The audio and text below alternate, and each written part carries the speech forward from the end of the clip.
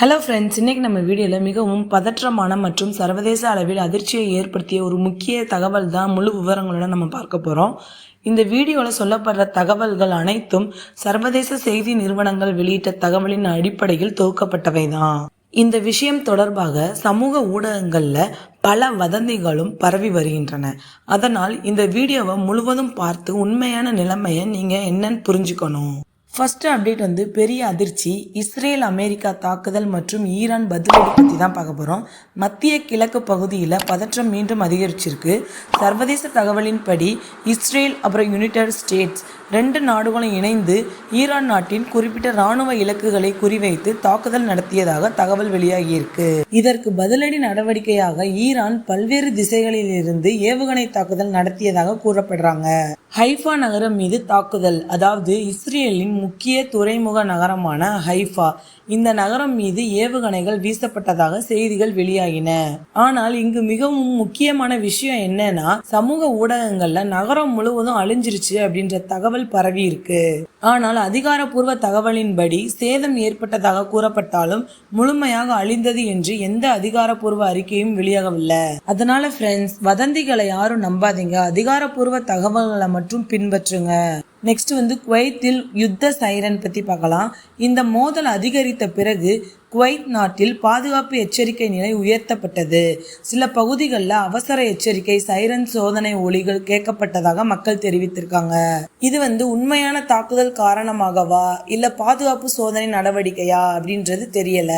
பாதுகாப்பு வட்டாரங்கள் கூறுவதன்படி இது முன்னெச்சரிக்கை பாதுகாப்பு சோதனை நடவடிக்கையாக கூட இருக்கலாம். சமூக ஊடகங்கள்ல குவைத் விமான நிலையம் மூடப்பட்டது, அனைத்து விமான சேவைகளும் நிறுத்தம் பண்ணிட்டாங்க அப்படின்ற தகவல் பரவி இருந்துச்சு.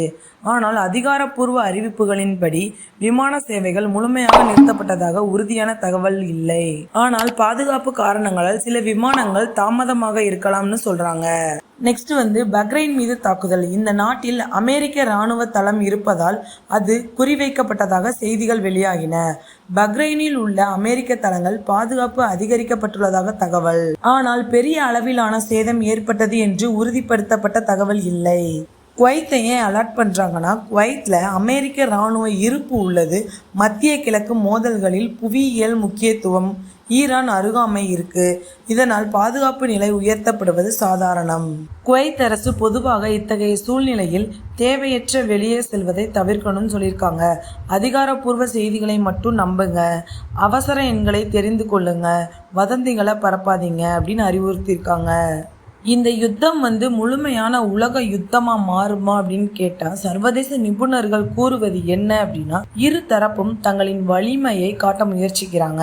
ஆனால் முழுமையான பெரிய போரை தவிர்க்க முயற்சி. தூதரக பேச்சுவார்த்தைகள் நடந்து கொண்டிருக்கலாம். மத்திய கிழக்கு பகுதிகளில் அரசியல் பதற்றம், அப்புறம் இராணுவ போட்டி, அணு ஆயுத விவகாரம், இது எல்லாமே தொடர்ந்து நடந்துகிட்டு இருக்கு.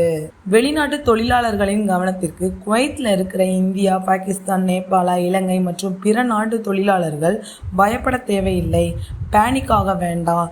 எம்பசி அறிவிப்புகளை பின்பற்றுங்க. பாஸ்போர்ட், சிவில் ஐடி எப்போதும் பாதுகாப்பாக வச்சுக்கோங்க.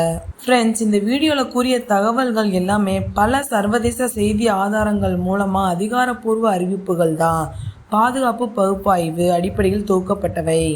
வாட்ஸ்அப்பில் ஃபார்வர்ட் பண்ணுற தகவல்கள், அன்வெரிஃபைடு ஃபேஸ்புக் போஸ்ட்டுகள், ஃபேக் ட்விட்டர் தகவல்கள், இதை யாரும் நம்பாதீங்க. ஃப்ரெண்ட்ஸ், இந்த நிலைமை விரைவில் அமைதியாக மாற வேண்டும் என்று நாம் அனைவரும் வேண்டிக் கொள்வோம். மத்திய கிழக்கு நாடுகளில் வேலை செய்கிற அனைவரும் பாதுகாப்பாக இருக்க வேண்டும். இந்த வீடியோ உங்களுக்கு ரொம்ப யூஸ்ஃபுல்லாக இருக்கும்னு நினைக்கிறேன். மறக்காமல் நம்ம சேனலை சப்ஸ்கிரைப் பண்ணிக்கோங்க. தேங்க்யூ.